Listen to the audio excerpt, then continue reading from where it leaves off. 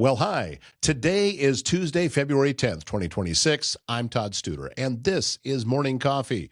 Coming up today, we're going to learn a little bit more about that job I've been telling you about. You know, the one where you can drive for First Student and be able to take kids back and forth to school, really make a difference in a child's life.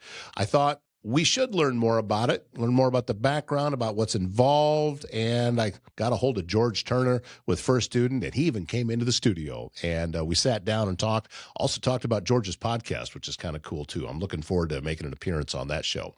So George Turner from First Student is our guest today on Morning Coffee. Morning Coffee brought to you by Steve Erlob, your Edward Jones financial advisor in Council Bluffs. Learn how he can help you reach your financial goals. Visit edwardjones.com for more. Edward Jones, member SIPC. Good morning. Start with peace of mind. At Miners Healthcare, they provide professional in-home support where it matters most, helping individuals maintain comfort, dignity, and independence in their daily lives. Their experienced nursing team focuses on personalized care, clear communication, and supporting families through every step of the process. It's healthcare built on trust, compassion, and real relationships. Learn more at minershealthcare.com.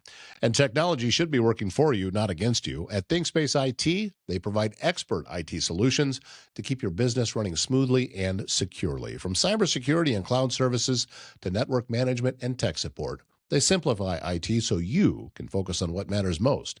Stay protected, stay connected, stay ahead. Visit ThinkSpaceIT.com. Back in the studios on Willow, and this is George Turner. He is with First Student, and I first met you. You've been with him for a while because the first time I met you was several years ago. Yep. You came in and said, hey, I'm with First Student. We help put drivers in seats and buses to get kids to school safe. Yes, sir. And wanted to find out if there's anything we could do. And then I learned that you have a whole life outside of that. A big, busy life. Yes, very much. but the First Student thing is your day job, and your job is to actually find other people jobs, kind of like what your T-shirt says right now. Yeah, so ask me about my job. Yeah, and you just kind of spend your days finding drivers to get those kids back and forth to school. Yes, sir. I am the area recruiter with First Student. When I met you, I was a regional recruiter. So moving up the ladder. Actually, this is a new position, and I have a little bit of a larger territory, but it's been fun. It's been interesting. I actually started with First Student 2021, and I don't know if I ever told you the story. I started doing parades because of my outsider work with doing the Christian hip hop. Right. First Student in Omaha actually sponsored our music group in the parades. So we do rolling concert in the parades. We do the Juneteenth parade, Miller Day parade, a lot of those different parades around Omaha. Hand out flyers, pass out candy, and it was a lot of fun. It got me introduced into First Student, and the opportunity opened up for the recruiting position. Had a little bit of experience with talent acquisition before that. I was doing day labor actually for a little while, which bus driving and day labor is a big difference, but some of those skills translated.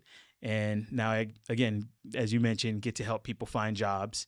And I think driving a school bus is probably one of the funnest jobs that somebody can have. And actually, the last time I think we spoke, you brought up something that made perfect sense and brought up a lot of memories for me that I just hadn't thought of.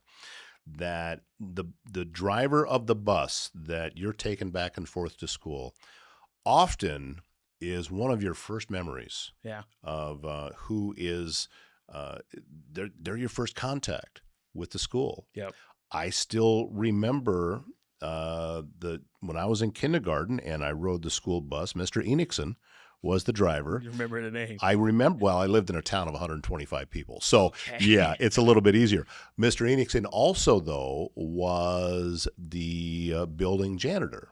Oh, cool. And to me, he was about 10 feet tall, a really tall guy, but and a quiet guy, but drove us back and forth to school. Nice. And I can still picture him, then it's a really good memory going back. And that is something that folks that come to work for you can be for a young person. Absolutely. Yeah. As you mentioned, the bus driver is the first person that the kid sees on their journey to school. the last one that they see on their way home. So it's a really big opportunity to kind of set the tone for what that school journey is going to be like for the day. But also for someone who wants to give back to their community, it's a good way to serve the community. Like I said, we were in parades. We did a lot of different community events. Still am involved in some community events. I just like being out in front of people and letting them know, one, for students hiring, but also like we have a lot of fun with what we do. Um, I think that another like cool perk of the job is that it's part-time. So it works really well for someone that has another job. They don't necessarily need a full-time income, but they can, maybe they're a coach for a school and they can actually drive the bus that takes their team to their games and get paid for it. They're on the clock while they're in the game, and then take the kids home on the buses or wherever they go afterwards. And that double dipping, those are always good incentives. We have in Nebraska City, I think it was the superintendent had actually applied to be a bus driver. He just wanted to make sure that the kids are getting to and from school. Wow. Yeah. Yeah, we'll see. My basketball coach used to drive. I'm trying to think of some of the others. Our principal did. I remember him doing it. Okay. I think he was more of a fill-in kind of guy. Right. But also, was available. And after meeting you, it got me thinking about a lot of these drivers that I've had over the years. And this is an important memory. And I'm glad that all of that came back for me, after I get a chance to talk about this. And it's an important job. Absolutely. But also we know that kids riding that bus, that's the safest place for them to be. 100%. Yeah. We're actually running a campaign through the month of February. It's Love the Bus Month. Mm-hmm. We want to spread appreciation and love for the school bus drivers and the hard work that they do. A lot of times it's really early hours. We're getting to base, can be as early as 6 o'clock in the morning to pick up the bus, making sure that it's warm for the students. If it's snowing, we're scraping the buses. But it's a large vehicle. It's very safe for the kids. We have different safety mechanisms on the buses. And all of our bus drivers go through really extensive training in order to be a bus driver. You need a Class B CDL, which we provide training for. We help them get their Class B CDL with the school bus, passenger, and air brake endorsements. And we all know those large vehicles that you need CDLs for. I mean, there's 15,000-pound vehicles. Mm-hmm. It's a big responsibility. And we want to make sure that our bus drivers are well trained and they're safe and responsible and they're able to get the kids to and from school, not only on time, but most of all, we want to make sure that they're safe. Right. You also make it worth their while to go through that process. Yeah. Because we've talked about it on the show that, you're offering bonuses. This is on bonuses. Yeah, go get your CDL and come drive some kids back and forth to school, and we're going to write you a big giant check. Yes, sir. Yeah, right now we're running a $3,000 bonus in Council Bluffs, and that's the hiring bonus. So that it's paid out incrementally. We want to make sure that people are staying on through the school year. It's a big investment helping someone get their CDL. Yeah. I mean, you can pay $5,000 to go to CDL school, or you can come here and actually get paid for the training. Right. And you get the bonus on top of that. And we also have a permit bonus that I think it may be going away soon. It's supposed to expire at the end of February. But for anyone who goes through our permit training class and they acquire their commercial learner's permit within 7 days after finishing training, gets an additional $750 bonus on top of that $3,000. Wow. That is that can solve some problems for some folks, because you're talking about a position that for some people can make an awful lot of sense for timing wise, because it's not taking up their entire day. Right. They're out driving in the morning, they're driving in the afternoon. Sometimes it might be early afternoon if it's an early out, but all of that can be scheduled ahead of time. But it can really fit well, I think, in for some people's schedules. Yeah. What I would love to see in this area is getting some college students involved. In Wayne, we have probably 50% of our staff, that might be high. Maybe 30% of our staff are college students. Mm-hmm. And because it's the split schedule, it works for them. Right. As long as it doesn't conflict with their class hours. But it's also someone in education or in transportation. Like, this is a really good opportunity to get some hands-on experience, real world experience while you're also going to school, right? Also retired individuals, if they maybe, again, don't need the full 40-hour work week. I think we pay a pretty decent competitive wage too. $23 an hour is a starting pay. Yeah. With no experience. Like, that's huge. There's no I was gonna say GED. You don't need a GED. You don't need a diploma. Obviously, we want to make sure people are responsible, but we don't need a degree to work for us because we provide all the training that people need. How about a minimum age? 21. 21. Okay. 21 is the minimum age. Okay. Yeah. So, and that's because of the CDL. Sure. And so obviously, college students, that does, early college students typically are going to be younger than that. Right. But as they're getting older and, or maybe they started a little bit late, that's a non-traditional student. Although, can you still be considered non-traditional if you start when you're 21? That still seems pretty young to me. I think that's still pretty young, right? And firststudent.com, is that the no, it isn't either. It's workatfirst.com. I should know that. I've said it so many times, but workatfirst.com is the website to go to. More information there. It's kind of like the initial step, right? Yeah. Go there and get the ball rolling. Yeah. So Work at First, there's information on the company. You get some history on the company. First Student is an international company. We have routes across the United States, even up into Canada. It's about 5.5 million students that ride our buses on a daily basis. Wow. Yeah. So a lot of those stats are on our website. But then also, if you go to the job search, you can see the positions in the area. Mm-hmm. In Council Bluffs, we're actually hiring school bus drivers. We're hiring monitors. And then we're also hiring van drivers. So the van driver, it's an opportunity to get in with First Student and not necessarily have to go through the whole CDL program, having the major responsibility of driving the big bus. But I know some people are more comfortable with the smaller vehicle. And then some people who don't have driver's license, we still have opportunities as monitors. We need to make sure the kids are safe, they're following the rules on the bus. Mm-hmm. That's kind of the responsibility of the monitors, helping making sure that they're getting on and off the bus, that they're safe, following the rules, maybe fastening students into safety harnesses, helping with wheelchair restraints and different things like that. Yeah, a lot of great opportunities for the right person, and I know they're out there. 100%. They're out there. So go to workatfirst.com, learn a little bit more. George also wanted to ask you about what the heck's going on with your podcast, because I know that you've been More Than Lyrics. Yeah, you've been working sir. on that. What's going on with it? Yeah, so we're actually next Monday we'll be firing up for tape-in season 2. More Than Lyrics. I actually had a podcast before this one. It was Our Humble Podcast. And my co-host was my girlfriend, mixing business and pleasure. And we broke up, and I told her I would stop that brand. So this is kind of a rebrand. We also host an open mic at Sozo Coffee Shop every third Friday, sponsored by First Student. Who are you getting at the open mic? Well, I mean, all sorts of stuff. Yeah. Types of genres, things like that. It's open for everything. So I do Christian hip hop. I have one guy who works at the Henry Dorley Zoo. He comes in, he tells stories about the animals. Okay, it's like one of my favorite people. He's on the season 1 of the podcast. We have comedians come in. We have poets come in. We have people telling stories, telling jokes, any of it. And then, like, it always happens, the last hour turns into a karaoke hour.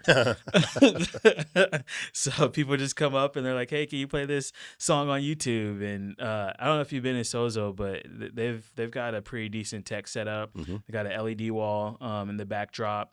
And I just pull up whatever song they want, and we put it on the LED wall so everybody can read along with it, and we just have fun. It's a good time. It sounds like it's a great time. And, karaoke, where you can either be really, really entertained or wish you'd brought earplugs. Right. It could go either way.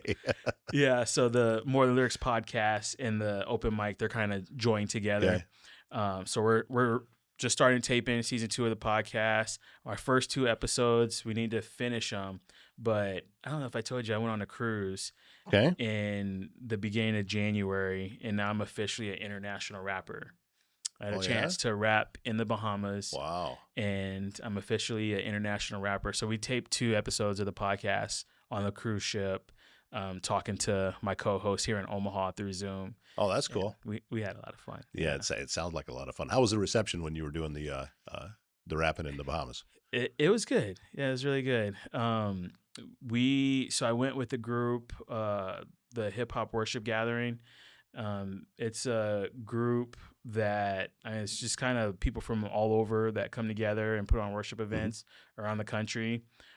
Crazy how things come full circle. It's kind of stuff that my dad talked about doing for our family growing up, and for me to be able to rub elbows with these guys and come and be a part of that is huge. But yeah, the people enjoyed it. There was one gal who was there who was like, I didn't know that there's hip hop music that is actually like clean and God glorifying. I'm like, yeah, we're out here. But if you don't know about it, you don't know about it. That's not what's publicized. Right. Yeah. No, that makes sense. I mean, I'm a kid of the '80s. Yeah. So the when there started to be Christian hair bands, that was a big thing back then. Yeah. Wait a minute. I didn't think that's what that. No, they didn't all come from Sunset Strip in Los Angeles. Right. Kind of thing. But no, very cool about international rapper. I mean, that's it.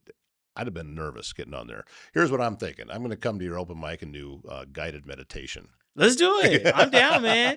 We had a gal who did she does sound baths, and she did a sound bath a couple years ago for the open mic. And I mean, I'm up for any of it. We had a pop punk band that played before, which is a little bit different. We had an EDM DJ that played. Mm-hmm. So I love the diversity of the world, really, different flavors, different cultures. So to be able to bring people together from all sorts of different backgrounds gives everybody the opportunity to experience something that they haven't before.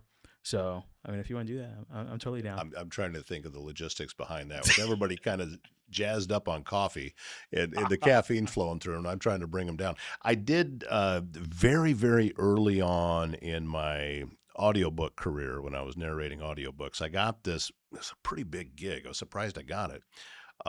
That was about chakra healing, which I know nothing about. I didn't know anything about this. And inside of this 6-book series was some guided meditations. Okay. But the hard part about that particular project was a lot of it, the names of different chakras were in Sanskrit. Okay. I had to learn how to pronounce this stuff. Right. You can't mess it up. So, is the book, right. So I'm going to Google. I'm going to every place that does these things. And some of them I had to repeat over and over and over again, trying to get the enunciation down right. Because in Sanskrit, the enunciations are on strange syllables. And so getting my mouth to make those words was a little difficult because I never had before. Right. No, I totally get that. But yeah, that book still exists out there somewhere. If somebody wants to critique it, I won't ever read it. If you find it, drop the link in the comments. No, don't do that, please. I don't know whether you've ever done this. You're out in the public. You get this kind of stuff. Yeah. And I stay out of the comment sections. Okay. Especially when it comes to those audiobooks. I made the mistake one time of going in there. Oh, no. Nothing good's going to come from it. Yeah. Because people typically don't go comment on something that they're happy with. It's the negative stuff that they're coming out with. Yeah. And I'm like, I didn't write this thing. Why are you taking shots at me? These are not my words. Right. I read it for somebody else. Oh, man. I think that's a reflection. Not to get into a tangent or anything, but social media just gives everybody a voice, and sometimes people shouldn't talk. The old saying, if you don't have something nice to say, don't say anything at all. Like, I'd rather. Why we ran some ads on the Christian hip hop radio show that we host, and like the only comments that we got were negative ones, and there are people who don't even watch the show. It's like, why are you commenting on this that has nothing to do with you? Yeah. Just why? Does it make sense? Yeah, some people shouldn't be talking. That's it's like get out on the road. Some people shouldn't be driving. That's the 100% Yeah, sure. Yes. but for those of you that should, workatfirst.com Drive a school is the bus. website, and getting paid to drive and getting paid to, put memories in young children and be a positive influence. It's your opportunity to do that.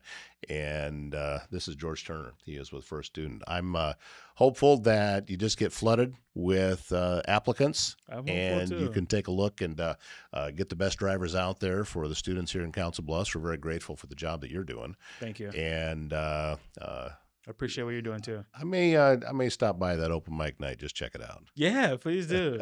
All right. Try to call you up there.